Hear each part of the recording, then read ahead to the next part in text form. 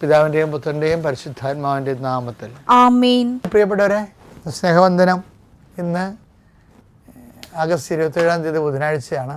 അമ്മേ പരിശുദ്ധമേ, അമ്മേ പരിശുദ്ധമേ, ദൈവമാതാവേ, കൃപാസനത്തിലൂടെ ഞങ്ങൾക്കും ഞങ്ങളുടെ ദേശത്തിനും അമ്മ മധ്യസ്ഥം തേടി തന്ന എല്ലാ അനുഗ്രഹങ്ങൾക്കും കൃപകൾക്കും ഞങ്ങളിപ്പോൾ ഹൃദയം നിറഞ്ഞ നന്ദി പറയുന്നു. അമ്മേ പരിശുദ്ധമേ, അമ്മേ പരിശുദ്ധമേ, ദൈവമാതാവേ, 2004 ഡിസംബർ 7 ഉച്ചകഴിഞ്ഞ് 2:30 കൃപാസനത്തിൽ സംഭവിച്ച അമ്മയുടെ പ്രത്യക്ഷപ്പെടലിനെ കുറിച്ച് തിരുസഭയ്ക്ക് സമർപ്പിച്ചിരിക്കുന്ന പഠനരേഖകളുടെ മേൽ സഭാത്മകമായ പഠനം ആരംഭിക്കുവാൻ ഞങ്ങൾ പ്രാർത്ഥിക്കുന്നു.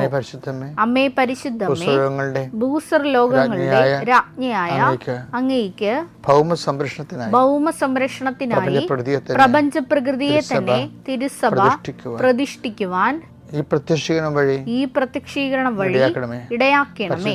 പരിശുദ്ധമേ, ജപമാല മാതാവേ, സകല കൃപാസനം പ്രാർത്ഥനകളോടും ചേർത്ത് ഞങ്ങളിപ്പോൾ പ്രാർത്ഥിക്കുന്ന ഈ കുടുംബത്തിന്റെ പ്രത്യേക നിയോഗം പറമക്കളെ.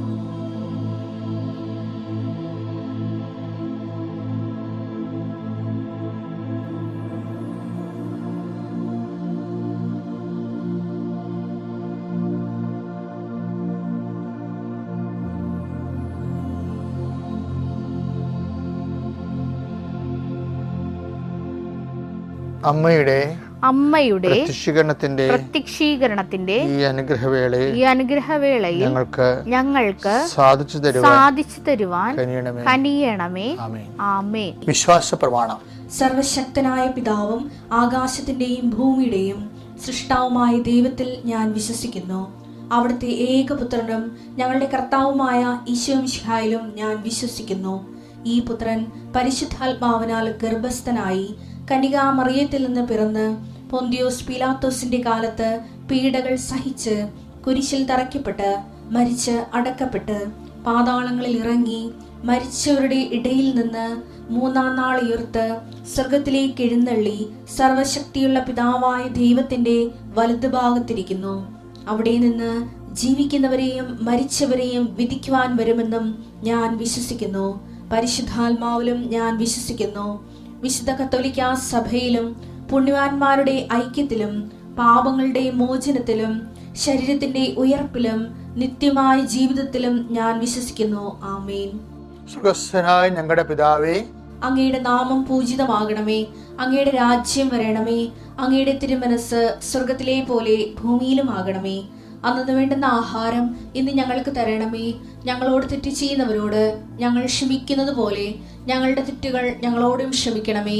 ഞങ്ങളെ പ്രലോഭനത്തിൽ ഉൾപ്പെടുത്തരുതേ, തിന്മയിൽ ഞങ്ങൾ രക്ഷിക്കണമേ. ആമേൻ. നന്മ നിറഞ്ഞ മറിയമേ, സ്വസ്തി.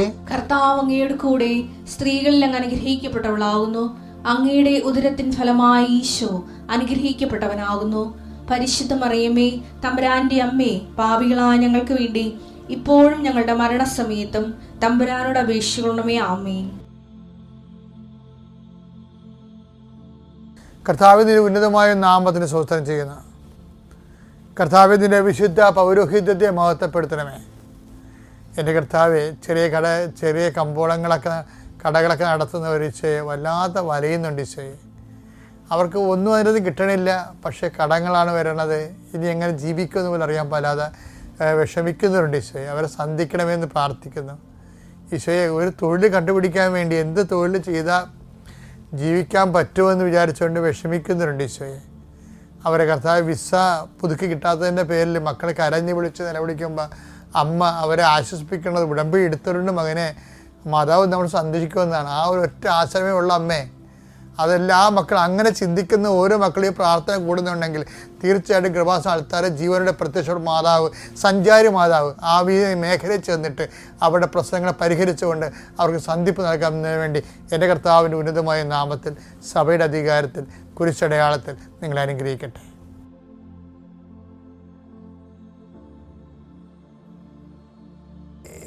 എനിക്ക് ഭയങ്കരമായിട്ട് ഇഷ്ടപ്പെട്ടിട്ടുള്ള ഒരു പാസേജ് ഉണ്ട്. ബാലാമിൻ്റെ കഴുത എന്ന് പറയും. ബാലാക്ക് എന്ന് പറഞ്ഞ് ഒരു ദുർപ്രവാചകനുണ്ടായിരുന്നു. അയാൾ ഇസ്രായേൽ ജനത്തെ ശത്രുവാണ്. ബാലാൻ ഒരു നല്ല പ്രവാചകനാണ്. അപ്പോഴേ ബാലാക്ക് ബാലാവിനെ ചാക്കിട്ട് പിടിക്കും. പറയും, നിൻ്റെ പ്രവചനമൊക്കെ ഭയങ്കര പേരാണ്, നിനക്ക് നാട്ടുകാർ അംഗീകരിക്കേണ്ടതാണ്, പ്രവാചകനാണെങ്കിൽ ഇങ്ങനെ വേണം, നീ പ്രവചിച്ചാൽ ഭരിക്കും, അതുകൊണ്ട് ഇസ്രായേൽ ജനത്തിനെ ശപിക്കാൻ ഈ ബാലാക്ക് വിളിച്ചുകൊണ്ട് പോകും. പക്ഷേ ഈ പൂണ വഴിക്ക് കുറേ കാര്യങ്ങൾ സംഭവിക്കും. സംഖ്യ 22-ാം അധ്യായമാണ് 21 മുതൽ തിരുവചനങ്ങൾ. ബാലാം രാവിലെ എഴുന്നേറ്റ് കഴുതയ്ക്ക് ജീനിയിട്ട് മൊവാബിലെ പ്രഭുക്കന്മാരോടൊപ്പം പുറപ്പെട്ടു. അവൻ പോയതുകൊണ്ട് ദൈവത്തിന്റെ കോപം ജ്വലിച്ചു. കർത്താവിന്റെ ദൂതൻ വഴിയിൽ അവനെതിരെ നിന്നു. ഈ ബാലാവിന് ഇസ്രായേൽക്കാരെ ശപിക്കാൻ വേണ്ടി ബാലാക്ക് വിളിച്ചുകൊണ്ട് പോവുകയാണ്. അപ്പോൾ കർത്താവിൻ്റെ കോപം ജ്വലിച്ചെന്ന് എന്ത് ചെയ്ത് ദൂതൻ വഴിയരികിൽ നിന്ന് വഴി മുടക്കി വഴിയരികിൽ നിൽക്കുകയാണ്. ഈ ദൂതൻ ഊരിപ്പിടിച്ച വാളുമായിട്ട്.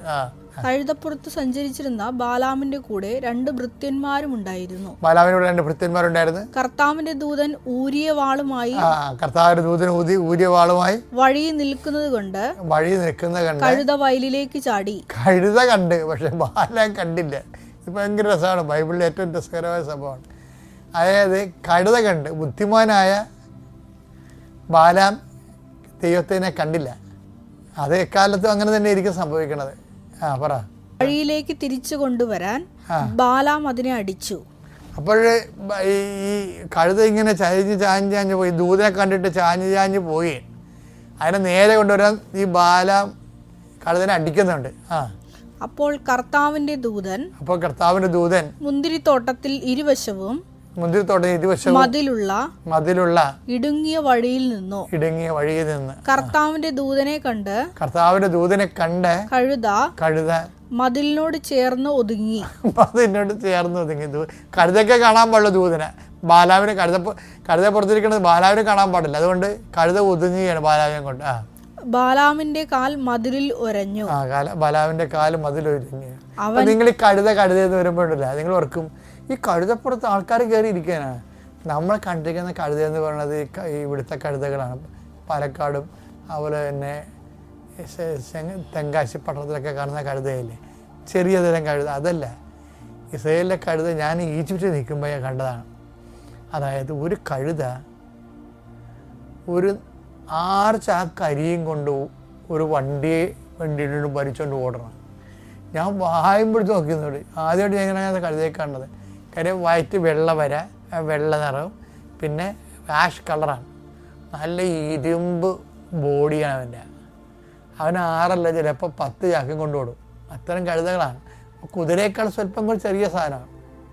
അപ്പോഴും അവ ഇക്കടുത്ത് കയറി യാത്ര ചെയ്യാൻ പറ്റും. അതാണ് ഇസ്രായേലിലെ കഴുതകൾ. ഈജിപ്തിലും ആ കഴുതകളുണ്ട്. ബാലാമിന്റെ കാൽ മതിലിൽ ഒരഞ്ഞു. അവൻ കഴുതയെ വീണ്ടും അടിച്ചു. കാല് പോയില്ല, കാല് വരഞ്ഞില്ല മുതലേ. കർത്താവിന്റെ ദൂതൻ മുമ്പോട്ട് പോയി. ഇടം വലം തിരിയാൻ ഇടമില്ലാത്ത ചലിക്കാൻ പറ്റാത്ത രീതിയിൽ ഇടുങ്ങിയ സ്ഥലത്ത് കർത്താവ് ദൂതൻ നിന്നു. ദൂതനെ കണ്ടപ്പോൾ കഴുത കിടന്നു കളഞ്ഞു. മനസ്സിലായി. ഇനി മുന്നോട്ട് പോകാൻ പറ്റുന്ന ബാലാവിനെ കൊണ്ട് കഴുത താഴെ കിടന്നു. ബാലാമിന്റെ കോപം ജ്വലിച്ചു. അവൻ വടി കൊണ്ട് കഴുതയെ അടിച്ചു. അപ്പോൾ കർത്താവ് കഴുതയ്ക്ക് സംസാര ശക്തി നൽകി. 3 പ്രാവശ്യം എന്നെ അടിക്കാൻ ഞാൻ നിന്നോട് എന്ത് ദ്രോഹം ചെയ്തു എന്ന് കഴുത ചോദിക്കുകയാണ് ബാലാവിനോട്. ബാലാം കഴുതയോട് പറഞ്ഞു, നീ എന്നെ അവഹേളിച്ചു. വാളുണ്ടായിരുന്നെങ്കിൽ ഞാൻ നിന്നെ കൊന്നുകളയുമായിരുന്നു. വെട്ടി കൊന്നുകളഞ്ഞാണ്. കഴുത ബാലാമിനോട് ചോദിച്ചു, ഇന്നുവരെ നീ സഞ്ചരിച്ചിരുന്ന നിന്റെ കഴുതയല്ലേ ഞാൻ. ഇതിനു മുമ്പ് ഒരിക്കലെങ്കിലും ഞാൻ നിന്നോട് ഇങ്ങനെ ചെയ്തിട്ടുണ്ടോ? ഇല്ല. ബാലാം സമ്മതിച്ചു. അപ്പോൾ കർത്താവ് ബാലാമിന്റെ കണ്ണുകൾ തുറന്നു. അപ്പോഴാണ് കർത്താവ് ബാലാന്റെ കണ്ണ് തുറന്ന് ദൂതനവൻ കാണുന്നത്. ഊരിയ വാളേന്തി വഴിയിൽ നിൽക്കുന്ന കർത്താവിന്റെ ദൂതനെ കണ്ട് അവൻ കമിഴ്ന്നു വീണു. ഇതെന്താ സംഭവിച്ചു കഴിഞ്ഞാല്, ഇവൻ പോണ വഴി, അവന്റെ യാത്രയിൽ അത് ആ ലക്ഷ്യം ഇവനെയും ഗുണം പിടിക്കത്തില്ല, ദൈവഹിത പ്രകാരമല്ല. അതുകൊണ്ട് എന്ത്, ഈ ബാലാൻ ദൈവത്തിൻ്റെ ആളായത് കാരണമാണ് ഇസ്രായേൽ ജനങ്ങളെ ശപിച്ച് ശാപം സ്വന്തമായിട്ട് മേടിക്കാൻ പോകുകയാണ് ഇവൻ. അതിവന് സംഭവിക്കാതിരിക്കാനാണ് ഇപ്പം ഞാൻ നിനക്ക് മുമ്പ് എൻ്റെ ദൂതനെ അയക്കുമെന്ന് പറഞ്ഞാൽ വായിച്ചതിനടുത്ത് പുറപ്പാട് 23:20. ഇതാ ഒരു ദൂതനെ നിനക്ക് മുൻപേ ഞാൻ അയക്കുന്നു. അവൻ നിന്റെ വഴിയിൽ നിന്നെ കാത്തുകൊള്ളും. ഞാൻ ഒരുക്കിയിരിക്കുന്ന സ്ഥലത്തേക്ക് നിന്നെ കൊണ്ടുവരികയും ചെയ്യും. അപ്പൊ അതായത് നമ്മുടെ യാത്രയില് ഒരു ദൈവപൈതന്റെ യാത്ര ഗ്യാരണ്ടീഡ് ആണ് ശരിക്കും. അത്യപൂർവ ദൈവാനുഭവങ്ങൾ ഇനി നിങ്ങൾക്കും സ്വന്തം. ഈ യൂട്യൂബ് ചാനൽ ഇതുവരെ സബ്സ്ക്രൈബ് ചെയ്തിട്ടില്ലെങ്കിൽ ഇപ്പോൾ തന്നെ സബ്സ്ക്രൈബ് ചെയ്യുക. ഈ വീഡിയോ ഇപ്പോൾ തന്നെ നിങ്ങളുടെ സുഹൃത്തുക്കൾക്ക് ഷെയർ ചെയ്തുകൊണ്ട് കർത്താവിന്റെ പ്രേക്ഷിതരാകുക.